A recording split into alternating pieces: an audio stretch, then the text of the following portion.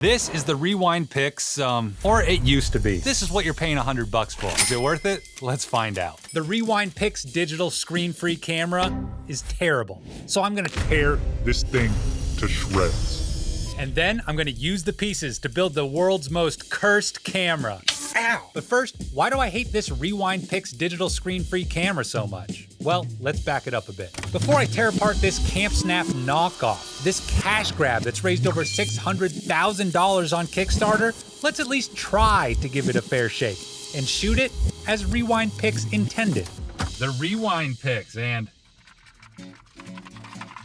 hope it's not broken. Look at that, economical. Do they want me to send this back?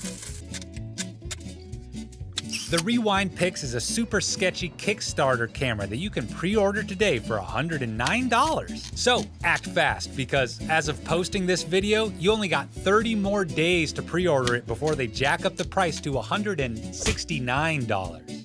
Nice. Anyway, this Rewind Pix calls itself a non-disposable digital film camera because you can load film recipes with the app, and then it gives you 36 shots before you gotta unload your film. But more on that in a sec, because I just unboxed this thing and I didn't even have the app yet. And luckily, you don't need to use the app, because it sucks. You can just shoot infinite photos with this screen-free camera using the 3 built-in default filters: sunny warm, breezy cool, and simply mono. And that's exactly what I did while I waited for the Rewind Pix scammers to send me the beta app access code. And right off the bat, I found my first issue with this thing. Check this out. Okay, so there's a delay from when I press the button to when it actually fires. That's definitely not right when I press the button. What is going on? What is happening? There's a very noticeable delay between pressing the shutter button and the camera actually taking the picture. So you end up with a lot of photos like these, because you start putting the camera down before the camera actually fired. Now, to be fair, the Rewind Pix Kickstarters have addressed this issue with a firmware update. Now there's a green LED that keeps on blinking until the camera is actually done taking the picture, so you know when you can stop staying still. But regardless, that delay makes it nearly impossible to capture candid split-second moments. I mean, look at this. You can hear the shutter click well before Walker turns his head, but there's just enough delay to miss the shot. But that's not the worst of it. The delay is so bad, sometimes it doesn't sync with the flash. See, first you see the flash. On the next frame, you can hear the shutter. Then 11 frames after the flash fired, the camera records an image. That's 0.367 seconds after the flash fired. Now again, to be fair, this issue has also been addressed in the firmware update. Now they're forcing the shutter to stay open long enough to sync with the flash, even in bright scenes. But honestly, they just made it much, much worse. Okay, but this is a toy camera, so let's cut it some slack and try to have a bit of fun. Here's a bunch of shots Sarah took of puppy bath time using the default sunny warm setting, and some of them ain't half bad.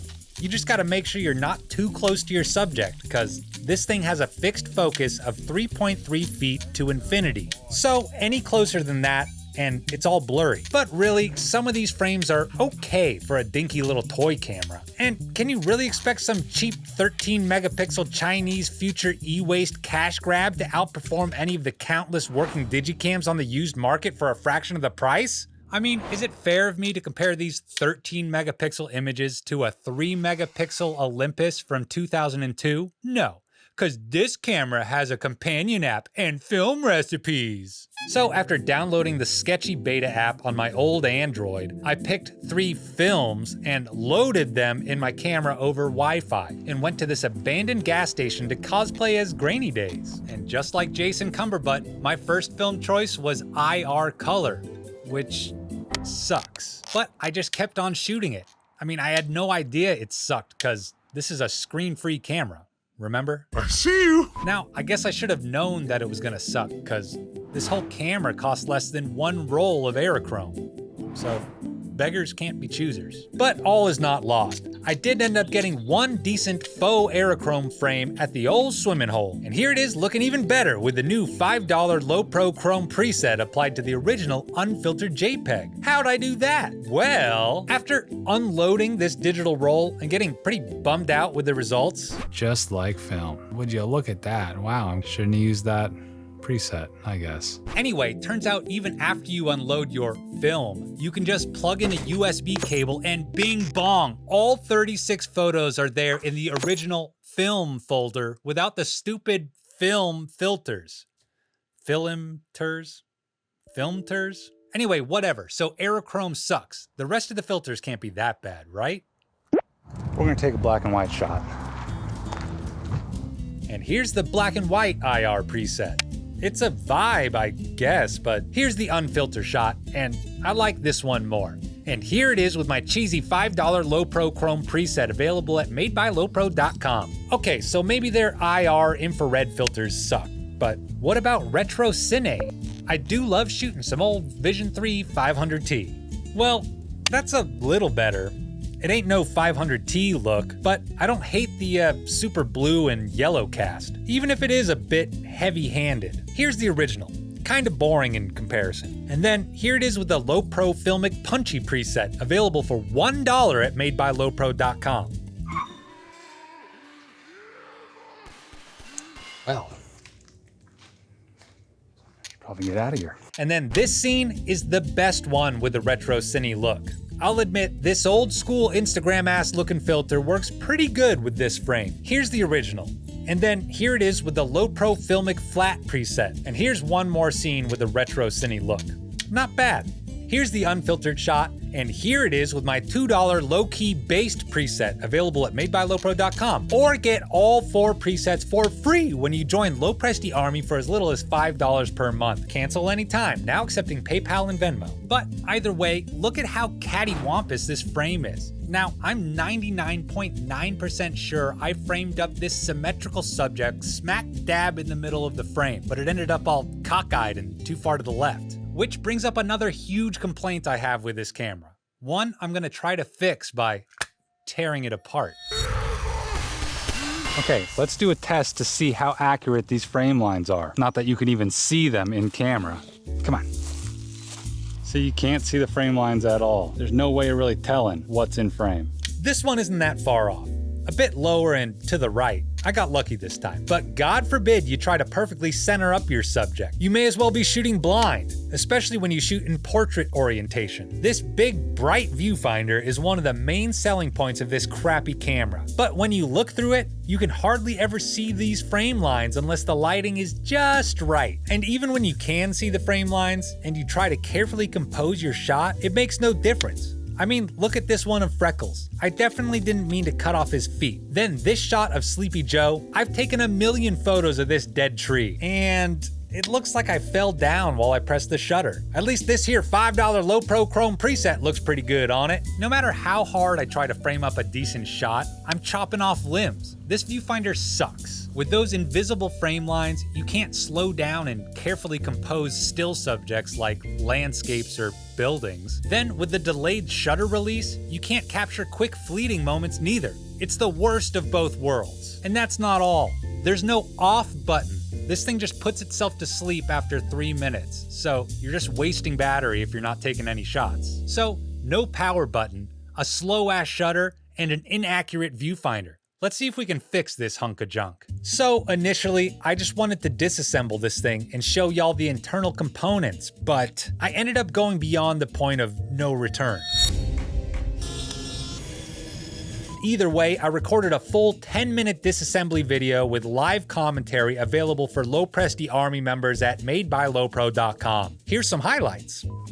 And apparently that's all that does. Okay, well those are obviously just lead weights. Is it all the hot glue holding it together? That's all wiggling, wriggling. If you want to watch the full disassembly video, or you just like the based photo boy content I make, and you want to be part of a based photo boy community, you might want to join LoPresti Army. It's the best way to support the channel, because I barely get any sponsors, and I don't think Rewind Pix is going to be happy with what I did to this demo unit. So help pay for my legal fees. For as little as $5 a month, you get free presets. At $1 a month, you get unlimited photo critique live stream submissions. Members skip to the front of the line, which is a big deal because last live stream, there were nearly 100 submissions from mostly non-members. And every LoPresti Army member, no matter how much you donate a month, gets a handwritten Christmas card, exclusive merch discounts, and you can DM or email me anytime. And of course, personalized shoutouts in every video. So donate today at madebylopro.com. I couldn't do this without you. So thank you to all the members. Thank you Spencer, Juan, Brock, Jesse, Hill, Nop, Tony, Slavic Boy, Gabriel, Litos, Nanu, M, Anjay, Chris, Joel, Government Psyop, Larry, Mortison, Floppy Doppy, Dankway, Ziggy, Jonas, Subpar, Clint, Nick, Brian, Jack, Kurt, Reader, Rhett, Zach, James, Sam, JT, Pat, Jacob M, Farmer Bro, Richard, Bird, JD, Guillermo, Alptekin, Alan, and Javier. You guys rock. Thank you so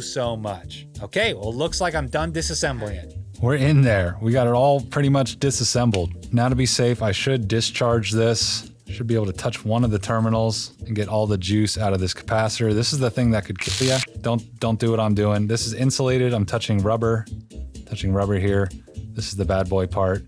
So wish me luck.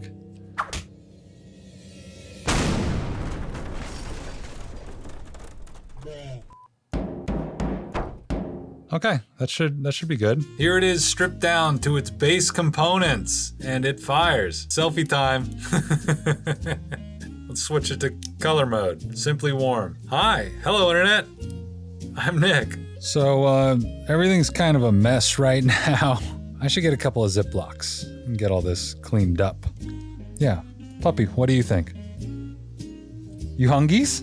So, here's the camera. Look at this thing. We got the dangly battery. We got the dangly sensor with the actual lens. And we just got all these loose contacts, a crappy shutter button. Plus we got this dangerous capacitor for the flash that if you touch it, you're gonna get shocked. We gotta come up with a better solution. We gotta mount this onto something that's gonna make sense, that's gonna keep it stable, and get a better shutter button. And you know what? I hopefully we can fix the #1 issue with this thing, the offset viewfinder. Maybe we can put a viewfinder right above the sensor to actually get a good approximation of what we're shooting. Let's improve this camera.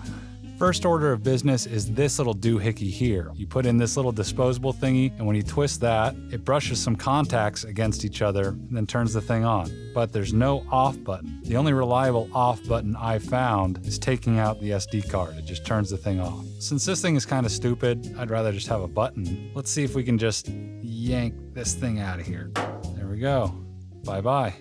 But now, how are we gonna turn the thing on? Maybe something like this. Hey, so that means we can probably just wire up some button on there, at least to turn it on. Next, I tried my damnedest to mod this thing non-destructively. Using electrical tape to mask off contacts and hold some wires in place, I was hoping to be able to put this thing back together in case Rewind Pix wanted me to send it back. I even tried to just hot glue some wires in place, which is slightly less permanent than soldering, but that didn't really work too well either. So it's time to do some irreparable damage. Well, obviously none of the hot glue, splicing, or taping was working. If I really want this camera to work, I'm gonna have to ruin it. So it's soldering time. So first thing I had to do was desolder that weird rotational switch thingy, which kind of looked like this. Then I had to solder some longer wires to the old short wires. And then after hours of trying and failing to solder up some wires to that microscopic shutter switch. That itsy bitsy tiny thing. This little teensy little shutter button here. I eventually just ripped it off, soldered some wires directly to the board, and this is what we got. Check it out.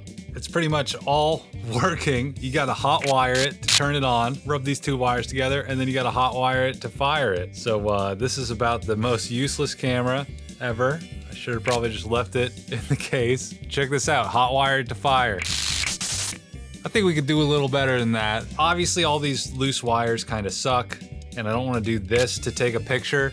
So let's attach a button here, put this all in a frame, and get ourselves a viewfinder. But what are we gonna use? I don't have a 3D printer. Well, I do have some wood. Okay, let's go find some wood. I got some wood. Ooh, that's some good wood. Look at this bit. Ooh. Ooh, you trying to drink some coffee or wear it? Look at those rings. Too good for what we're trying to do. Oh, that's a good bit too. Look at that. A little miter sat down beside her. Looks like a nice bit of old wood. Well, I got plenty of scrap wood. I was racking my brain about how to attach the camera to this thing when I realized you already have all the mounting holes on this thing. We just gotta hog out a bunch of material to make the modified board fit. And I think I got the right tool for the job. So that was the initial plan, to leave this inner shell mostly intact, remove just enough material to make room for some new buttons, and glue the whole thing to a block of wood. But eventually I realized if I wanted to try and fix the framing issues, I needed to chop this thing to bits. Nothing's ever centered. The lens is here, the viewfinder's here. So we're gonna move this here. So at least things will be centered left to right when you're doing horizontal. I guess up and down when you do vertical. Let's hope this works okay. So I just kept on cutting out pieces I knew I wouldn't need, until eventually I had the viewfinder assembly completely detached. I made sure to save a couple other plastic pieces too, like the switch for the flash and the mounting point for the xenon flash tube. We're gonna need those later. But now, let's get back to the wood. Since I'm a professional, first step was to run it through the jointer to get some perfectly flat surfaces. And in a perfect world, the next step would be to run it through a planer to get it all squared up. But I don't have one, so sorry to all the parallel surface maxing, thicknesser mogging woodworkers out there. New sentence invented! Whap, whap, whap, whap, whap. Then, before I cut the plastic shell to bits, I used it as a template to punch in a little dimple for our lens placement. And once again, since we're professionals here, I used my handy dandy Craig drill guide to perpendicular mog my way to some vertical pilot hole maxing. By the way, you can see my failed prototype in the background here. Anyway, then I just kept working my way up in drill bit sizes till I maxed out at 1/2 inch. That's what she said. Ooh. But this little mounting plate for the camera module still wasn't fitting, so I had to step it up to the 9/16 spade bit and bing bong, we're in like Flynn, baby. Now we just need a place for the new shutter button, so it's back to jig maxing cause I don't have a drill press. And hey, it's starting to look like a camera. Now I need to hog out a bunch of wood so we got somewhere to put the circuit board. So one blade width at a time, I ran this thing over my crappy table saw until I was left with something like this. Then to shape the other side of the block, I figured I'd use the same technique on the bandsaw. I set up a stop block and just started making a million little cuts until it looked like this. We'll clean that up later. Then, since I'm a total idiot, I had to re-drill that lens hole after removing all that material. If you couldn't tell, I'm just making this up as I go along. So I grabbed some files and tried to clean up my shoddy craftsmanship until finally we got a snug fit with that lens board. Then, just when this thing was starting to look like a camera, it was time to ruin it. You'll see why soon enough, and you'll probably hate what I attached here. Sanding time. Okay, sorry, but I didn't really film that much sanding. So here's the before and here's the after. I rounded off all the edges, put a contour on the grip, and now it's time to oil her up with some boiled linseed oil. The same stuff I use on my axe handles, which is perfect because what is a camera if not a tool? Okay, here's the current state of the camera. Right now, we got the camera module glued into place right here. Plus we got the flash switch hot glued on there too. That's why I put this little notch there. And then the whole board just sits in there and I'm gonna screw it down. But we still got a few problems to take care of. Number one, we gotta wire up our shutter button. Now, I originally had this shutter button that fits in this hole, but it doesn't fire the shutter until I let go. So to fix that, I got the right kind of button. But this one doesn't fit in our hole, so I have to widen that up a bit. Then, problem number two, where do I put the battery? I could mount it right here, but then it'll get in the way of our USB-C charging port. Then how am I gonna charge the battery? So I'm gonna have to hog out some more material in the handle to make it fit. Problem number three, where do I put the flash? With such a short cable, my mounting options are kinda limited and it's gonna look very janky and you know, I already know it looks very janky, so I'm gonna desolder these wires and make them a bit longer. I have to hot wire it to turn it on. So of course I have to wire these up to some sort of switch. And final problem, we have to attach this viewfinder. I'm thinking right about here. Anyway, back to the workshop. So first I taped off the camera module with blue tape since I already got it glued in place and I don't want to get it full of sawdust as I cut this thing to make room for the battery. Then I just marked off how much I gotta cut out, and I was gonna do the same table saw technique I did earlier. But now that I'm working with a real small piece of wood instead of a big old 2x4, I was getting paranoid about losing my fingies, and I need those to take pictures. So instead, I just clamped her down and started hacking away at her with my oscillating tool. And that worked good enough, but I didn't cut deep enough. So I slapped on a new blade, repositioned my clamp mogging, and took off another 1/4 inch or so. And it was a pretty sloppy cut, but it's just about flush, and you ain't gonna see it once it's all put together. Now I gotta widen that hole for the shutter button, and...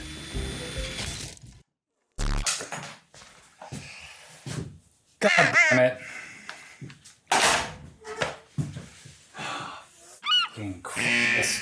Now that was quite unfortunate, and I was considering just starting over, but I have wood glue. So I just started filing away at what was left of the hole on the camera body, and then took a rounded file to that little shard that broke off until the hole was just big enough to fit that big old button. Now for the glue up. I applied some Tight Bond 2 on both pieces, lined them up and squeezed them together by hand. Then I just wiped away the excess glue and rubbed in some sawdust all over the split to try and make it seamless. And after all that, I wasn't really sure how to clamp it up, so I just wrapped it up in some blue tape. Then 12 hours later... It's definitely not perfect, but that'll do, pig. Okay, now to extend those flash wires. First, I gotta desolder 3 wires from the flash tube by heating up the solder joints while gently tugging them apart until they just pop off. Then I soldered some new extensions on each wire, and pro tip, it's a lot easier if you just accept the fact that you suck at soldering and it's gonna look terrible. Then before I resolder those extensions to the flash tube, I slipped on some heat shrink tubing and burned it with my lighter to hide my terrible solder job and keep this thing from shorting out. Okay, now we got some slack to position the flash bulb wherever we want, but I realized kinda late that